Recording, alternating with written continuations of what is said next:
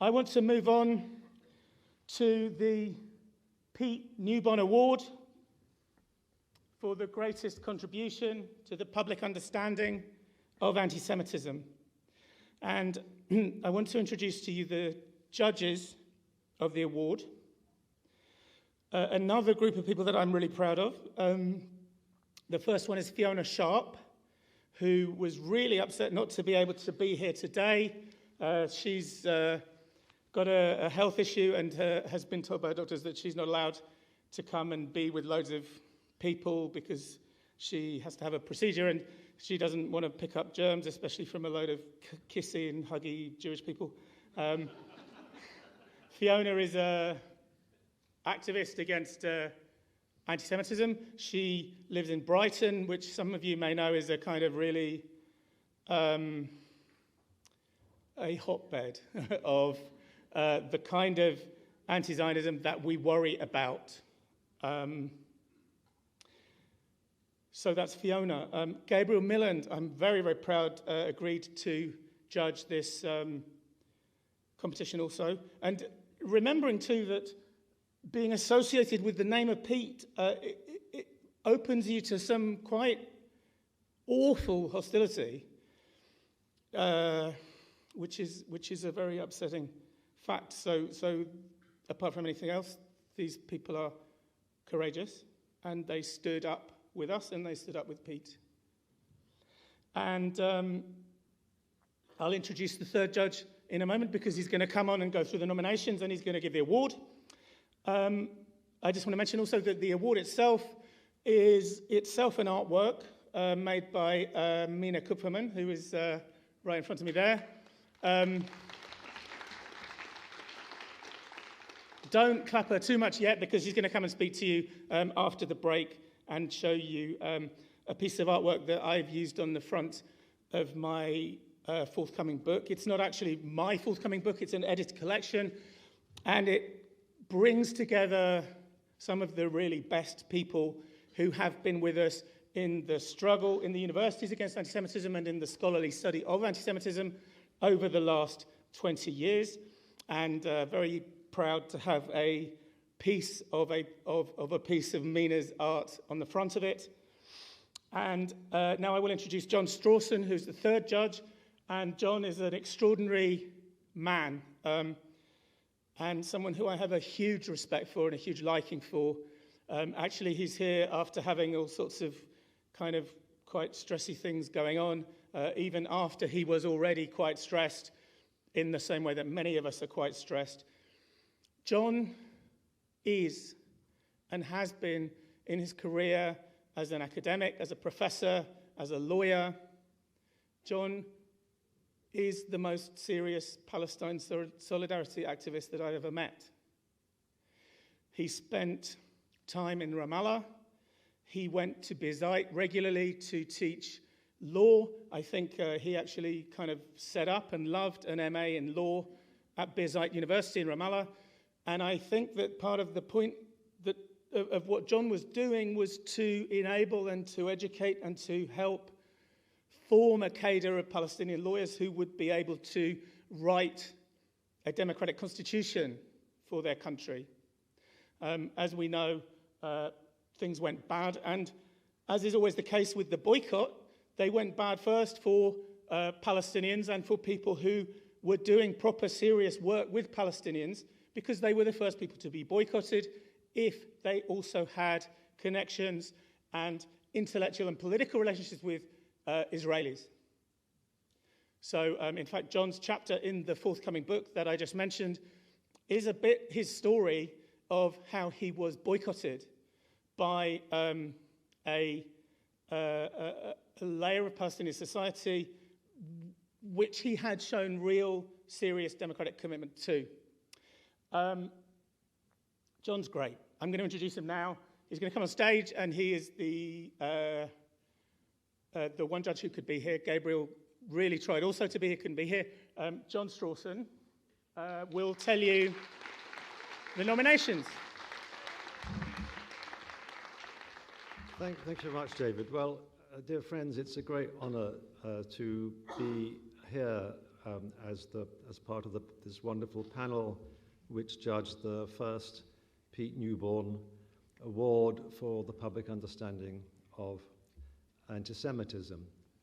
And we had a wonderful shortlist of people who had made huge choices in difficult circumstances, and each one had helped us all lighten the way to making a better world and to fighting anti-Semitism and racism, and trying to help us understand that the world can be a better place.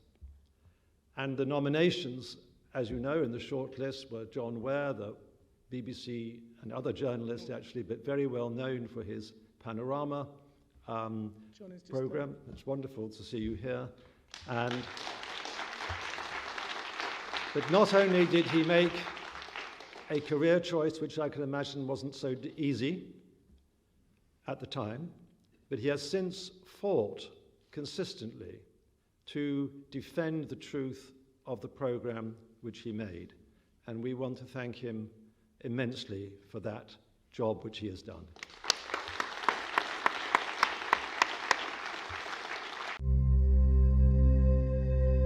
Roger Waters has consistently denied he's an anti-Semite. Anti-Semite? Anti-Semite? I'm an anti-Semite. Are you insane? Clearly, I don't have an anti-Semitic bone in my body. The waiters kept bringing over dish after dish after dish after dish, and so far there was no meat on any of these dishes. It was all vegetarian-based stuff. This dish comes, and Roger kind of pushes it with his arm, and he goes, "That's it! That's it! Where's the meat? Where's the meat? What's with this? This is Jew food. What's with the Jew food? Take away the Jew food!" Sheldon Adelson, who is the puppet master pulling the strings of Donald Trump, Mike Pompeo. Sheldon Adelson believes that only Jews, only Jewish people are completely human, that they're attached in some way. The chosen people of God, yeah. And everybody else on earth is there to serve them. Mm-hmm. Sheldon Adelson believes this. I'm not saying Jewish people believe this. I'm saying he does. Mm-hmm. He is pulling the strings. Mm-hmm. As well as being convinced that Israel pulls the strings of British and American politics, Roger Waters worries they're out to conquer him. The Israeli government sees me as an existential threat to their settler, colonialist, racist apartheid regime. You can't say, I'm not anti-Jewish, I'm just anti what they're doing in Palestine, and but by the way, Tel Aviv is orchestrating everything in the world. And so he may not be one, but he walks like one, he quacks like one, he swims like one. So, you know, from my point of view, he's functionally a duck. I love all my brothers and sisters in this room. I love all my brothers and sisters all over the world, irrespective of their ethnicity or religion or nationality. There we are, we got that out of the way. But has Roger Waters got that out of the way? In the coming year, he'll play to tens of thousands of fans. He's made hundreds of millions over a long career. But at what cost to the world's Jewish people and their fight against bigotry and prejudice?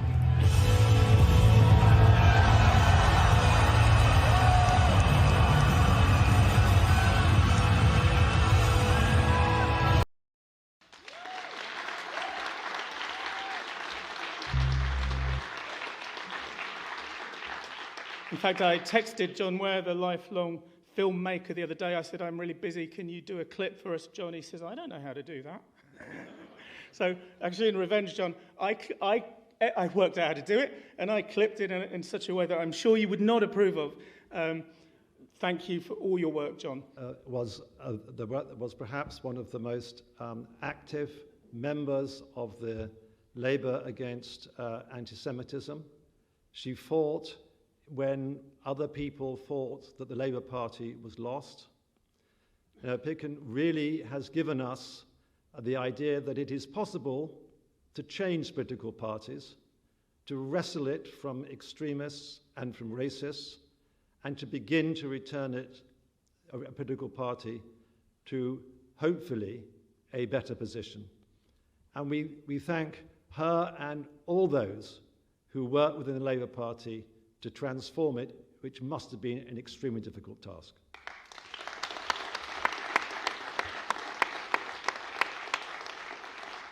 John, we've got the video for John. And the other and last but not least is, of course, Tracy-Ann Oberman, who has been in the theatre telling us through The Merchant of Venice an important tale and educating the public about anti-Semitism in the most imaginative way. And I have to say this, that what she has proved is something very important. I read an interview with her where she said 30 years ago she was told to make a choice between being a Jew or an actress. She did use the word actress. She said she's reclaiming it. I have to say she has shown that there is no need for that choice in the 21st century. And she has made a very brave decision to use her career to help us understand part of British culture in a way which is not only imaginative but engaging, and then she has fought for it. And I'm very pleased to announce that the winner of the Pete Newbon Prize for this year is Tracy-Ann Oberman.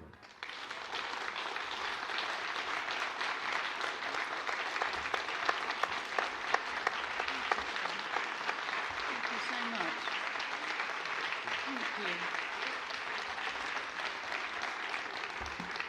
Thank you. I'd just like to say that I absolutely share this award with Emma, who has been a total guiding light to me through my time in standing up and becoming an accidental activist on anti-Semitism. So thank you for all your mentorship and your bravery and your strength. So, and to John, who has documented and pointed out and held the mirror up to the progressive left, exactly what they are. And this film is brilliant, and I hope it gets a general release. It's so important. So again, yes, you're the best. I'm going to do a little speech just because I'm here, so why not? So thank you. I mean, how wonderful to be amongst allies and friends during this truly awful time. Alex, Adam, Dan, so many people that I'm so happy to see. I've just travelled down from Malvern, where the great people of Malvern, I have to say, full houses every night, have been watching The Merchant of Venice 1936. We have played... Let me just go back a little bit. When I told my dad I wanted to be an actress when I was younger, he said to me, "Don't be ridiculous, Tracy. Quite frankly, love, you've got to accept that if you go down this ridiculous path, you're going to end up living in a bedsit with a cat for company for the rest of your life." So every day that I haven't done that, I feel that I am winning at life. But also, Dad, if you're watching, I have had a successful career over 30 years. I murdered Dirty Den, buried him under the Queen Vic. I fought the Cybermen and the Daleks in EastEnders. I almost crushed Ricky Gervais's Spirit in Afterlife. It's a Sin, so many others. I've worked across stage and screen. So I have worked extensively and had a very successful career. And in 2017, I guess I did risk it all when I was one of the few lone voices in my industry to stand up and say there's a real problem about anti-Semitism on the progressive left, in Labour, and under Jeremy Corbyn's leadership. And I was absolutely vilified and nearly cancelled from my career because of that. Particularly in those days, Twitter was very much the battleground. And so speaking out and pointing out that it wasn't, that it was anti-Semitic at Glastonbury to have huge posters that talked about the Rothschilds and the evil of the Rothschilds, that it was anti-Semitic to talk about the Zio-controlled media, that it was anti-Semitic to continually tweet me and tell me that I wasn't particularly fond of Jeremy Corbyn because I was a baby-killing, money-grabbing, Zio whore tax evader. And I noticed that on my battleground, which was Twitter, that being a Jewish woman, being a woman with a public persona, having a reach, having a media reach, and one who wouldn't shut up or go away, I attracted, and there's a lovely crossover between anti-Semitism and misogyny, where Jewish women really get on their nerves because we will not shut up and we are fearless. So there I was out front. Emma was just brilliant. John's film enabled us all. I just seen Luciana back there, and we had a little cry over you, John. And in recent years, I've realised that most people don't understand anti-Semitism, particularly on the left. They just don't understand it. And I wanted to use my medium of acting and writing to make legacy projects. And for me, this Merchant of Venice, I guess, is my legacy project. I've always hated it as a play. It's the archetype of the money-grabbing, vengeful Jew. Shakespeare wrote it 200 years after every Jew had been kicked out of England. He'd never even met a Jew. And yet there was still a day in English history, I think it was St. Augustine's Day, which was basically Hate the Jew Day, where you could kick a Jewish effigy. Jewish hatred runs through England, through its medieval veins onwards, and this play absolutely taps into the idea of a vengeful Jew wanting his pound of flesh but could spill no drop of blood. I always wondered what would happen if I took this play and rather than take it out of the canon, as people like Juliet Stevenson has suggested, and other writers and actors and theatre producers, I thought, let's try and reclaim it to tell the story of anti-Semitism. And I wondered what would happen if you turned Shylock into a woman.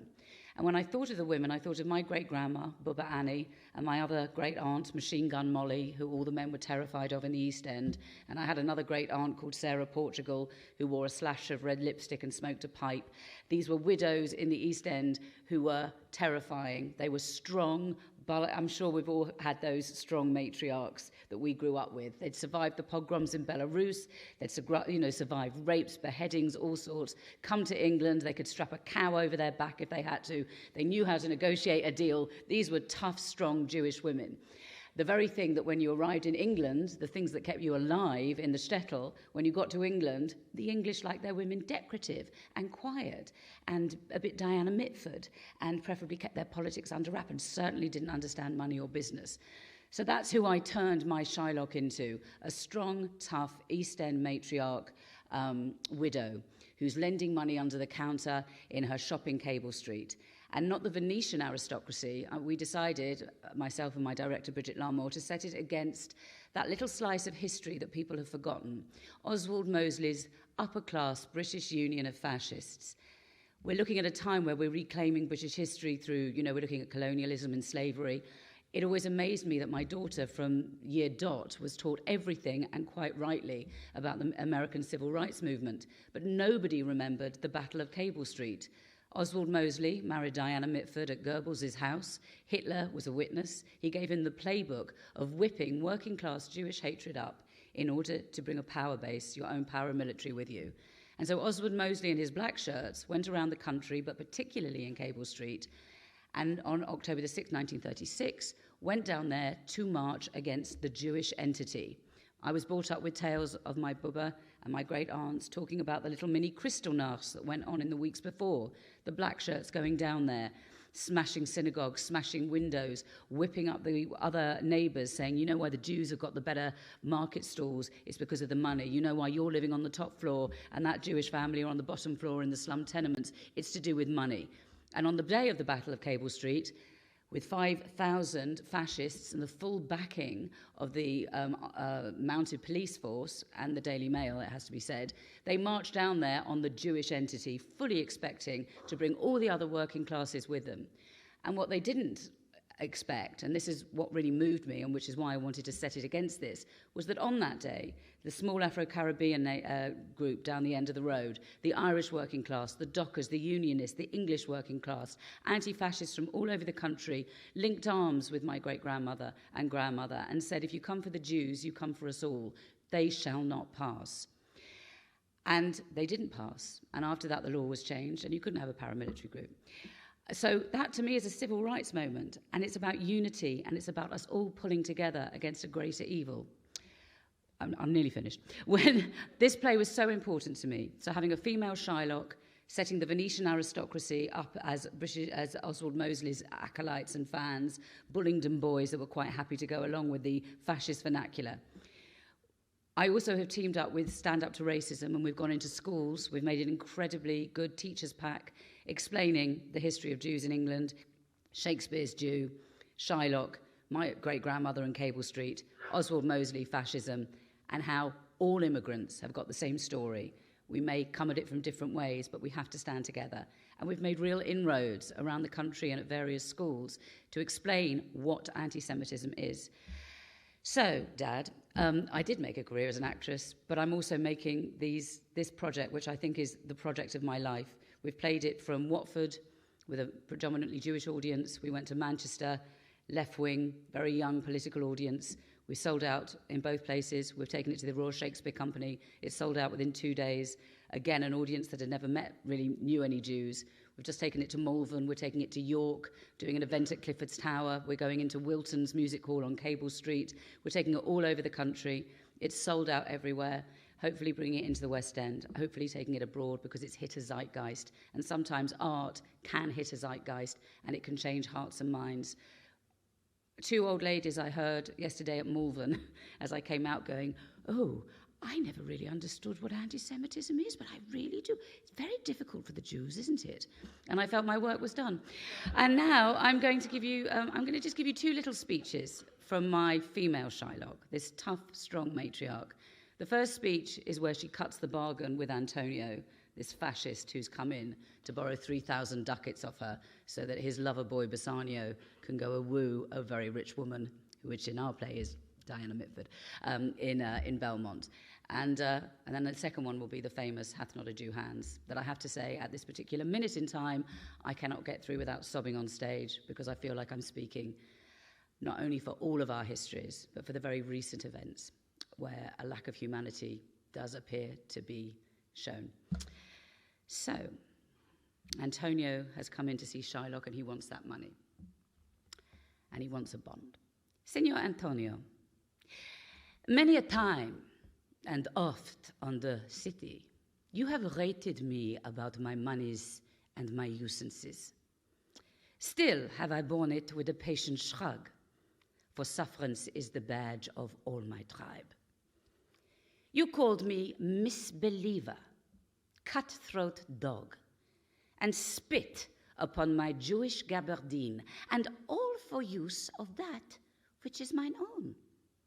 Well then, it now appears you need my help. Go to then, you come to me, and you say, Shylock, we would have monies. You say so, you, that it spit your phlegm upon my hair and foot me as you would a stranger cur across your threshold. Monies is your suit. What should I say to you? Should I not say, hath a dog monies? Is it possible a dog can lend 3,000 ducats? Or should I bend low and in a bondman's key, with bated breath and whispering humbleness, say this? Fair sir, you spat on me on Wednesday last. You spurned me such a day. Another time you called me dog. And for such courtesies, I'll lend you thus much monies. Which she does go on to lend him. And then when she finds out he can't pay it back, oh, it gets better, hang on. When she finds out, Shylock finds out he can't pay it back and that her daughter has run off with his friend and converted to Christianity and been radicalized by the Bullingdon boys and has converted and taken all her money, and so she's now almost a beggar on the street. And the only thing she's got is this bond that says that Antonio will pay her a pound of his fair flesh if he can't pay the money back, the big old fascist. And she goes to court and she says, I want that money. And in my production, this fascist policeman turns up and this Irish girl that used to work for her, who's also joined the fascist company, and they say, what do you want with that bond? What are you going to do with that money? And Shylock says, to bait fish withal. He hath disgraced me, laughed at my losses, mocked at my gains, scorned my nation, thwarted my bargains, cooled my friends, heated mine enemies. And what's his reason, huh? I am a Jew. Hath not a Jew eyes? Hath not a Jew hands, organs, dimensions, senses, affections, passions? Fed with the same food, hurt with the same weapons, subject to the same diseases, healed by the same means, warmed and cooled by the same winter and summer as a Christian is. If you prick us, do we not bleed? If you tickle us, do we not laugh? If you poison us, do we not die? And if you wrong us, shall we not revenge?